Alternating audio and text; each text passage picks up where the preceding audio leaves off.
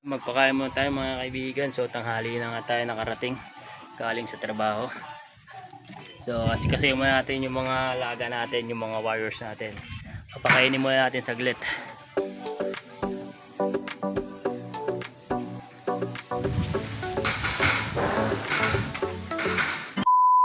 Pakainin natin sila mga kaibigan. So ang ginagawa ko pala pag unang pakain sa araw, isang takal o isang kutsara bawat isang kalapate. Ayun yung ginagawa ko ngayon kasi nang una ang ginagawa ko sa umaga o yung unang kain, ayun yung inuuntian ko, ginagawa kong kalahati lang. Pero ngayon ang gagawin ko, umaga na tayo mga kaibigan, magbibigay ng isang takal na patuka sa mga kalaga natin. Yan. Yan o, may assistant pa ako. Yan o. Yan. So, dito naman. So.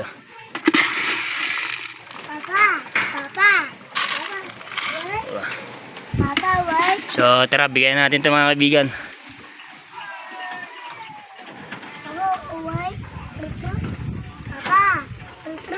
Lagay mo doon, bilis na. Doon, danda, malaglag ka. May assistant pa ako mga kaibigan. O, yan o. Lagi yan nagbo-volunteer.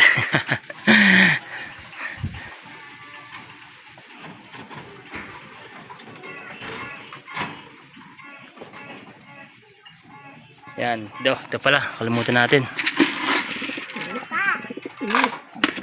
Isa, dalawa. Yan, okay na yan, all goods na yan. And then tapos naman yan, bukas naman tuloy. So mamayang hapon naman tayo uli magpapakain mga kaibigan. So ang gagawin naman natin mamayang hapon, isa kalahating kutsara lang naman din ibibigay natin sa kanila. Yan. Ayan siya. Busy siya magpatuka sa mga alaga niya. Ayan o. Oh. Diba? May loop mat lang tayo kahit wala pa tayong malaking loop. Oh. Yan. Tawagin mo sila, tawagin mo. Tawag mo. Tawag mo sila. Para kakain. Diyan na? Oh, halika na dito, bilis na, malaglag ka dyan. Tapos na siya magpakain. Oh. So, ayan. So, update na tayo dito mga kaibigan, dito sa breeders natin. So, ito, yan, kung nakikita nyo, itong anak ng 6 overall champion. Yan. So, may pares na siya. So, hindi na tayo mahirapan mga kaibigan. So, nagpares na sila. So, nagparesan na yan silang dalawa. So, hindi na natin problemahin yan. And then, dito tayo mga kaibigan, yan. So, dito tayo sa direct high milim natin na hen. So, yan, kung nakikita nyo, so, iba yung pares niya ngayon. O, yung iba yung pinagpapares natin sa kanya.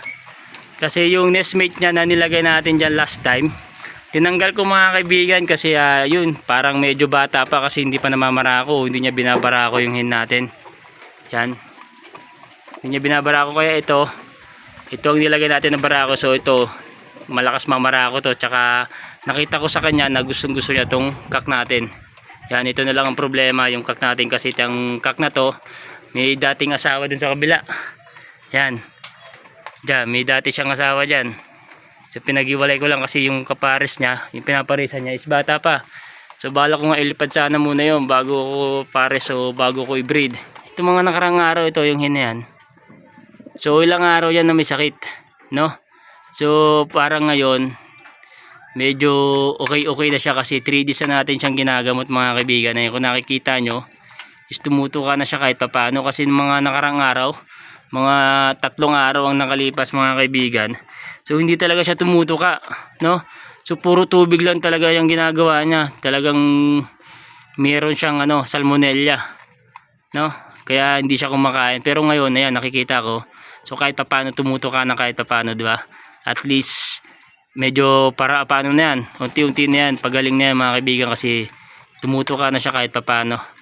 So 3 araw na kami naggagamutan sa pang-4 na araw ngayon. So ngayon, after niya kumain, so bibigyan pa rin natin siya ng Salmustab. So Salmustab yung binibigay ko sa kanyang gamot. So pang-4 na araw na ngayon mga kaibigan. So ayan, oh. So tumutuka na siya. Yun, so good news. So nakakatuwa kasi nagre-recover na siya mga kaibigan. So after 3 days pa lang nagamutan namin, no? So kasi mga kaibigan, no, isa sa mga pinag-aalala ko kasi pag once hindi to gumaling, no. Pero yun, sa nakikita natin sa kanya mukha namang gagaling na siya kasi tumuto ka na. Ang pinag-aalala ko kasi mga kaibigan, baka mamaya is mapisa yung itlog. Baka mamaya mapisa yung itlog tapos may sakit pa rin yung hen natin. Hindi niya pwedeng susubuan niya yung yung mga inakay niya kasi mahahawa yan, no. So ayun nga, hindi ko rin siya naiwalay dyan, o hindi ko siya naiwalay ng kulungan dito sa asawa niya kasi baka mamaya hindi limliman ng kak natin mga kaibigan. So ilang araw na puro kak lang yung naglilimlim dyan kasi nga may sakit nga itong babae, may sakit tong hen natin, no. Yun, so sana gumaling na ito ng tuloy-tuloy at ma-recover niya na yung katawan niya. Para pag once na napisa na yung mga itlog niya is makapagpasubo siya mga kaibigan. So sana wala na siyang sakit bago mapisa yung mga itlog niya, no.